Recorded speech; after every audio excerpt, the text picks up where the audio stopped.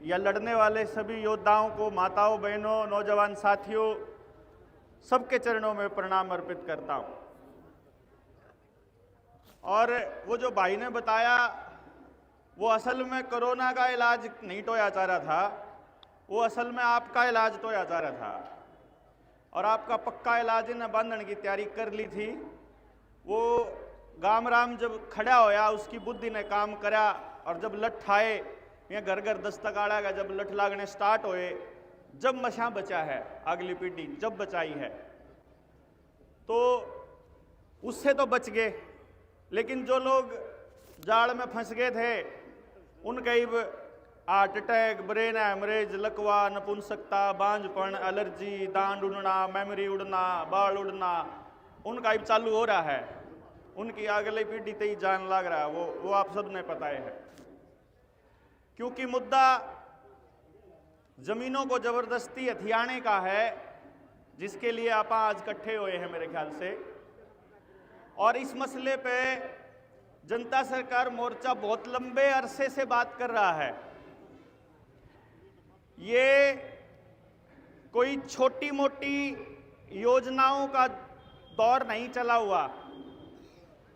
World economic forum ने ऐलान किया हुआ है 2030 तक है कि हम एक ऐसी दुनिया बनाने वाले हैं जिसमें आपका किसी भी चीज के ऊपर मालिकाना हक नहीं रहेगा और आप खुश रहेंगे। बाकायदा ऑफिशियल स्टेटमेंट है, और उस स्टेटमेंट के ऊपर आपका दिल्ली वाला राक्षस खुजलीवाल भी, राहुल गांधी भी, नरेंद्र मोदी भी, इसकी सरकार, जहां जहां हर पार्टी की सरकार है कहीं किसी राज्य में, वहां के मुख्यमंत्री वर्ल्ड इकोनॉमिक फोरम की वेबसाइट पर जाकर हाजिरी लाकर अपनी गुलामी को ऑलरेडी वहां साबित कर चुके हैं। आप लोगों की गुलामी को निश्चित करने के लिए उन्होंने एक दस्तावेज जारी किया हुआ है जिसका नाम है आधार कार्ड। उस आधार कार्ड का पर्पस है कि आपके मौलिक अधिकारों को छीन लिया जाए। मौलिक अधिकार किसके होंगे? जो आदमी यहां मूल होगा। मूल कौन होगा?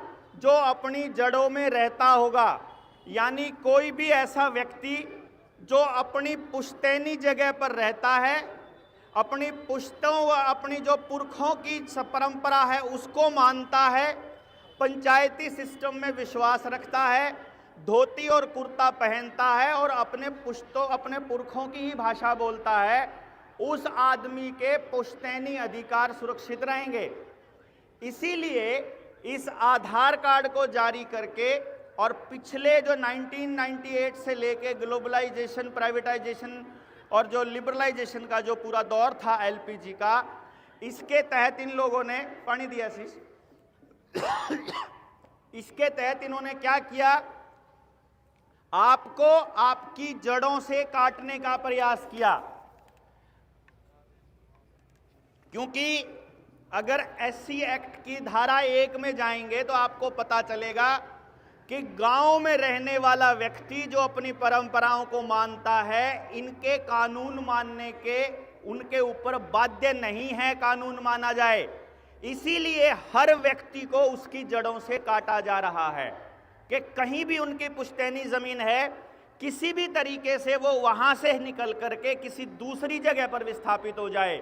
आपके गांव में कोई और आदमी पढ़ाने के लिए आएगा, लेकिन आपका बच्चा किसी दूसरे गांव में, दूसरे शहर में जाएगा, तो ना तो पढ़ने के लिए आपके गांव के अंदर सुविधा मिलेगी, ना ही नौकरी के लिए मिलेगी, ताकि विस्थापन होना जरूरी हो जाए। विस्थापन हुआ और तब आप यहाँ के मूल निवासी नहीं रहेंगे, तब आप शरणार्थी हो जाएंगे, और शरणार्थियों का कोई अधिकार नहीं होता, उनको सरकारों के रहमो करम पर ही जिंदा रहना पड़ता है।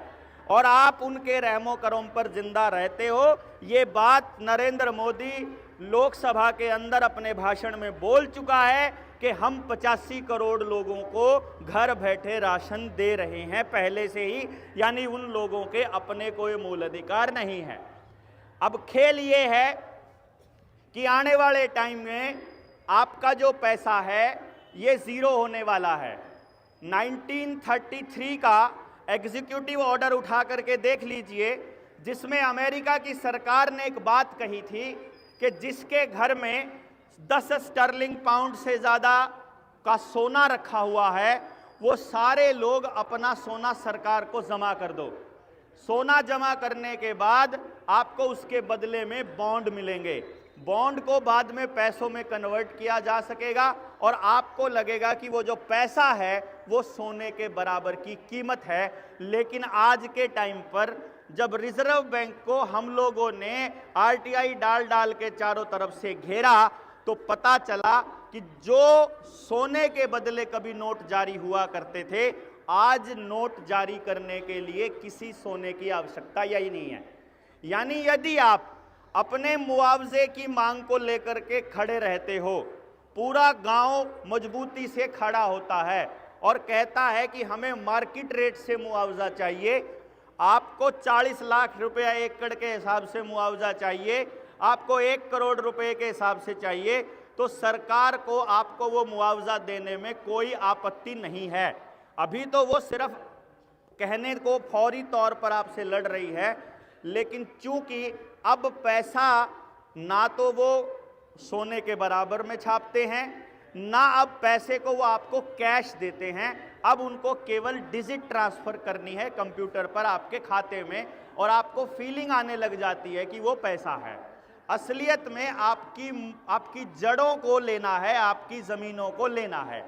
किसी भी तरीके से हर गांव के आसपास ऐसा माहौल बनाना जरूरी है कि यहाँ के लोग यहाँ से विस्थापित कर जाए। या तो कोई ना कोई शुगर मिल लग जाएगा आपके गांव के आसपास, नहीं तो कोई इथेनॉल की फैक्ट्री लग जाएगी, नहीं तो कोई पावर हाउस लग जाएगा, कोई न्यूक्लियर पावर प्लांट लग जाएगा, कोई थर्मल पावर प्लांट लग जाएगा, और कुछ भी लगने के हालत में नहीं होगा तो वहाँ कोई डंपिंग यार्ड बन जाएगा, कूड़े करकट का ढेर स्टार्ट हो जाएगा।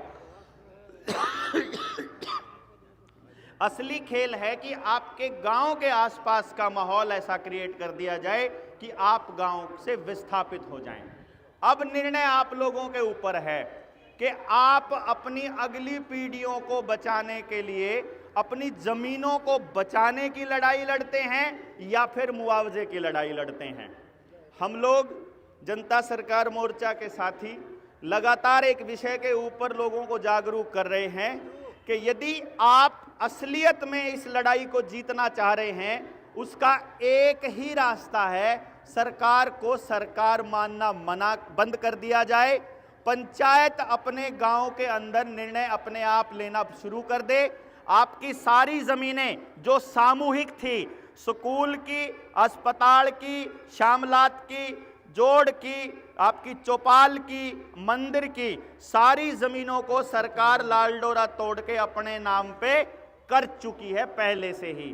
तो आपको अपनी वो जमीनें भी वापस लेनी है पूरे गांव को इकट्ठा होकर के, और जितनी जमीनों के ऊपर जबरदस्ती ये लोग टावर लगा लगा करके बिना मुआवजे के जबरदस्ती चालू कर रही है, इसको तो बंद करना ही पड़ेगा। क्योंकि ये खाली यहाँ का मसला नहीं है, पूरे भारत के अंदर ये मसला चला हुआ है। आपको हरियाणा में 12-13 जगह पर नजर आएगा, ये इधर भिवानी में भी नजर आएगा, यमुनानगर में भी नजर आएगा, अंबाड़ा में भी नजर आएगा, लेकिन असलियत में ये पूरे भारत में चला हुआ है। अब आपके ऊपर निर्भर करता है कि इस लड़ाई को थोड़े से दायरे में सीमित रखना है या फिर पूरे भारत के किसानों को, गांवों को लामबंद करके अपनी जमीन भी वापस ले और अपनी व्यवस्था खुद बनाए। व्यवस्था परिवर्तन के बिना राज परिवर्तन, अभी 2024 का चुनाव आ जाएगा, आपको लगेगा कि इस सरकार को बदल दो और आप शायद बच जाओगे। मैं आपको पूरी गारंटी से कहता हूं कि 144 पार्लियामेंट के मेंबर तो इस टाइम पर वो बैठे हुए हैं जो पहले यूपीए के अंदर थे। जिस टाइम पे आपका माहौल बदलता दिखेगा, ये परलेखन जाकर बैठ जाएंगे। आपके ऊपर राज करने वाला पटवारी, तहसीलदार, ये एचबीपीएन वाले और ये जो विद्युत प्रसारण निगम वाले, मेरे ख्याल से कोई नहीं बदला, ना कोई बदला है।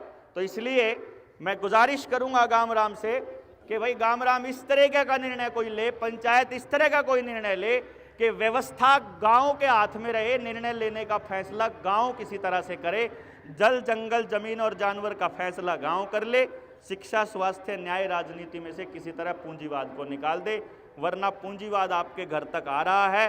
लड़ाई इस लेवल पर आ गई है कि आपके एक एक आदमी की लड़ाई आपस में जारी है और ये बहुत लंबे दौर पे चलने वाली है।